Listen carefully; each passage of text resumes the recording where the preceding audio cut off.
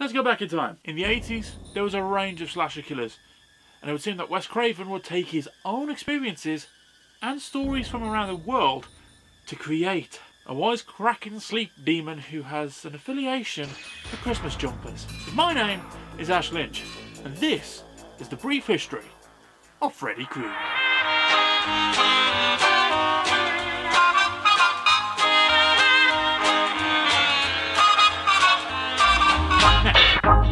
Let's start at the beginning. In A Nightmare on Elm Street, Freddy Krueger is a child murderer who got lucky in a court case, and after escaping legal justice, was burnt alive by the parents of Springwood. But now he is back, in pog form. Just kidding. But he is back in the dreams of the children, until Nancy she just turns around, turns her back on him, turns her back on her fear, and gone. Sure, I guess that works. In Freddy's Revenge, Freddy comes back and is now using a new resident to Elm Street to commit his murders. However, he can now actually enter the real world by taking over Jesse's body. But the power of love... I'm surprised I didn't go with... yeah. The power of love destroys Freddy's control over Jesse, just not Freddy himself.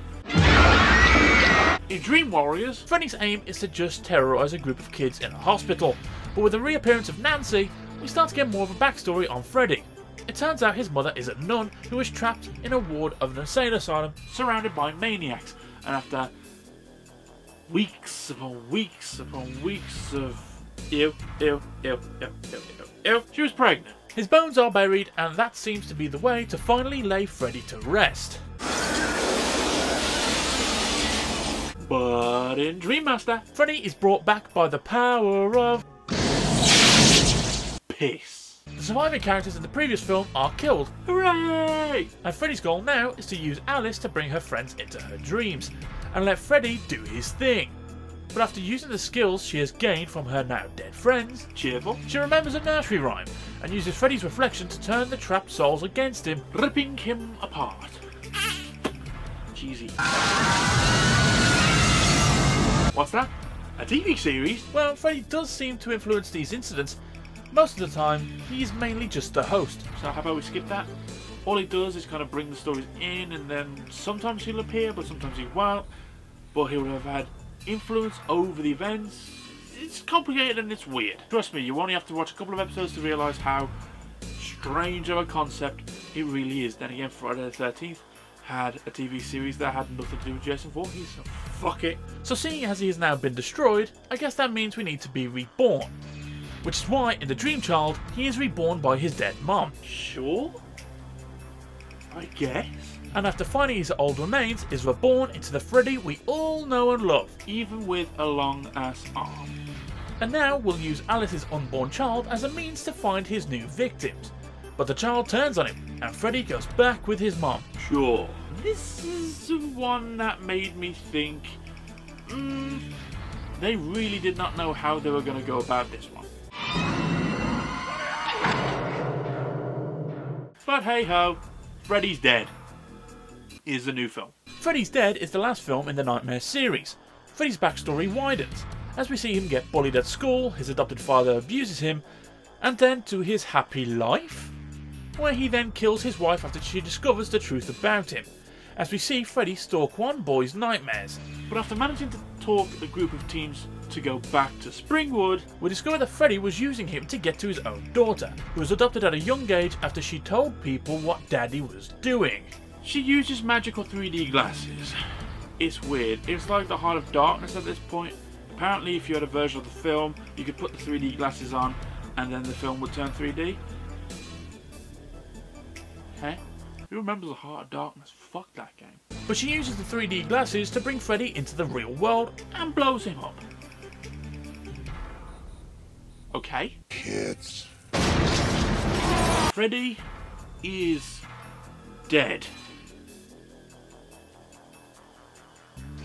But in Wes Craven's new Nightmare, we aren't introduced to Freddy, but a demon that is using Freddy's image to haunt the star of the original film, Heather Langenkamp. But when her son is put at risk, Freddy gets cooked.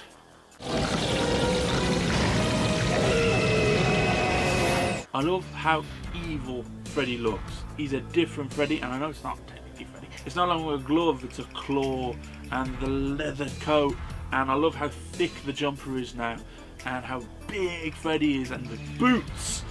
Oh my god, the boots! It took just under a decade before we would see Freddy again, and it was what a lot of fans were begging for, and they got it.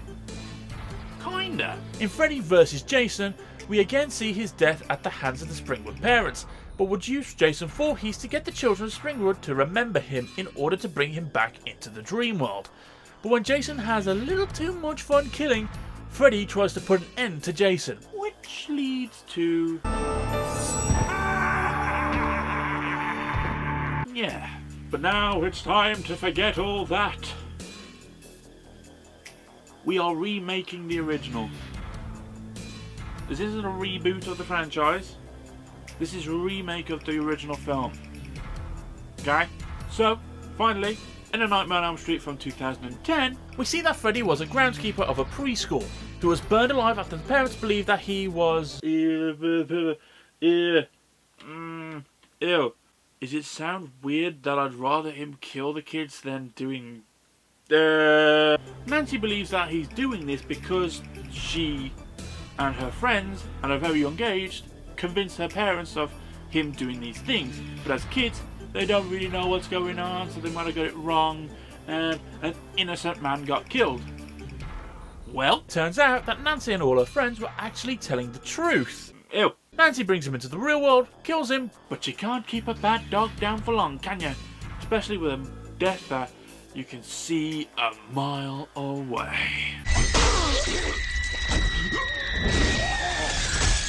A Nightmare on Elm Street is my favourite horror franchise of all time. Freddy Krueger is my favourite horror character. Not just a villain, but as a character in general. Because when you look at him, he is inspired by several things in Wes Craven's life and in the stories that he researched. But as a character, as an individual, when you had everyone with the silent faces, the masks and the machetes or an axe, here comes a guy in a Christmas jumper who's witty, who's funny, and with a weapon you will never have duplicated. Something that goes way back in time but is modernised and looks so damn good. I have two of them. But we can all agree Freddy definitely went through hell and back with the franchise. It was like a typical thing of an 80s franchise.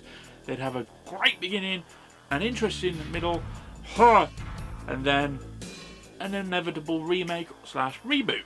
I don't think anyone would argue that me saying I would rather have Freddy Krueger kill the kids at a young age rather than what the remake made him do.